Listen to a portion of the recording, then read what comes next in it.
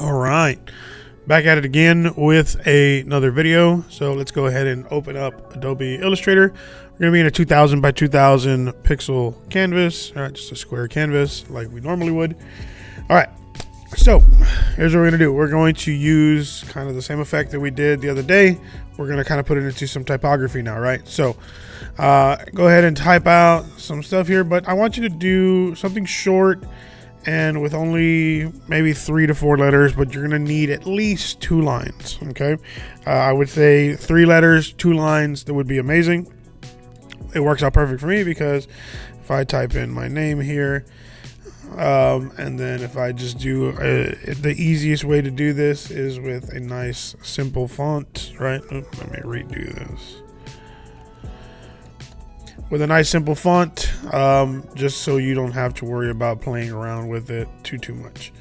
All right, so put our text here on our canvas. Then what we will do is we will go to Object, Expand, click OK. And we're going to click on here, right click and ungroup. I'm going to take this and I'm going to move it up a little bit here to where we have something like this.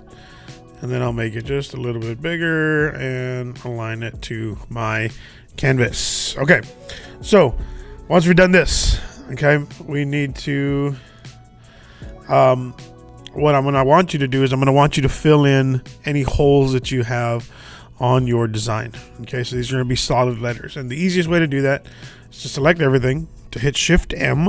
Right, we're gonna open up our shape builder tool, and all we're gonna do is we're going to click in the black and run over the holes. Okay, that'll create these solid shapes for us. Okay, perfect. All right, and we're going to take this and we are going to switch the fill and stroke. We're going to take this stroke up. You don't want to go too thick, so I'm going to go, for me, I'm going to go at a 5, maybe a little bit less. Let's go to 4 or even a 3. Okay, all right, so we'll do this. Okay, now this is the tedious part, right? Is you're going to go to each letter. Okay, you're going to go to Effects, Distort and Transform, Transform.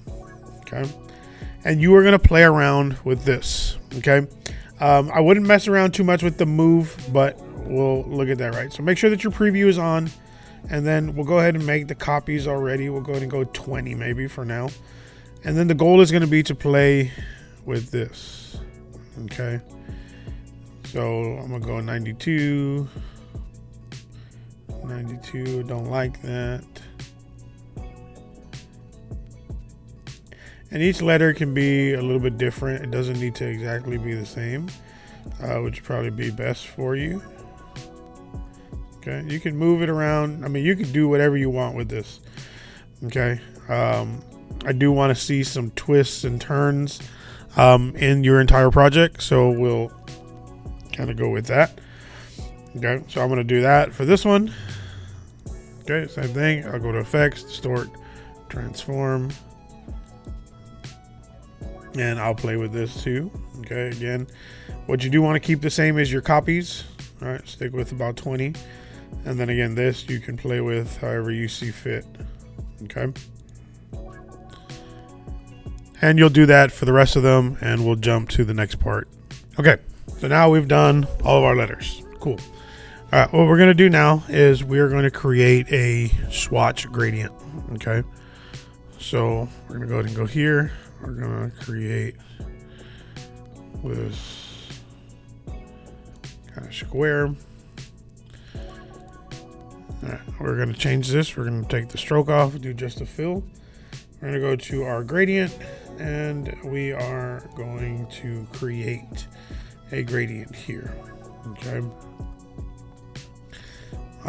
so I would start with the same color kind of on the outside. So I'm going to go with this kind of purple. I know I always go like red and blue or something like that, so we're going to go purple. And the middle, I'm going to go with this kind of orange here. I'm going to do this.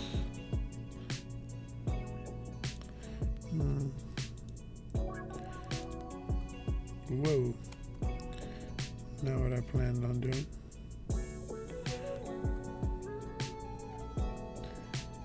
Okay. And feel free to play around with this. Add the colors that you see you kind of need.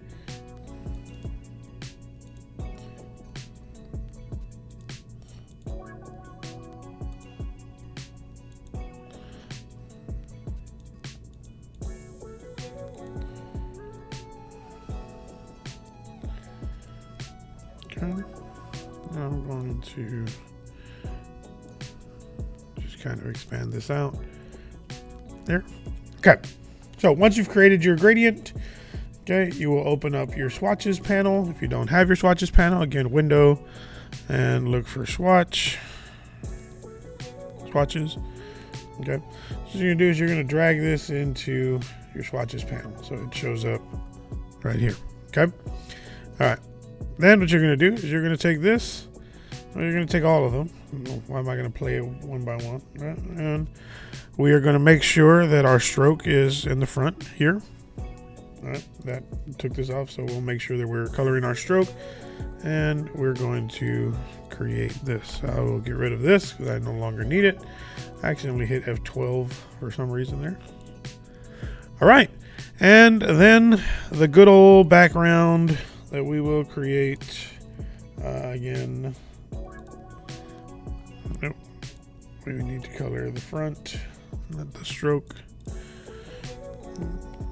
And we will do this. I feel like it needs to be a little bit darker. Again, this is all going to be dependent on you and your color choices here. And you know me with my grain that I love so much. Okay. And I will take the stroke off just because I don't need it.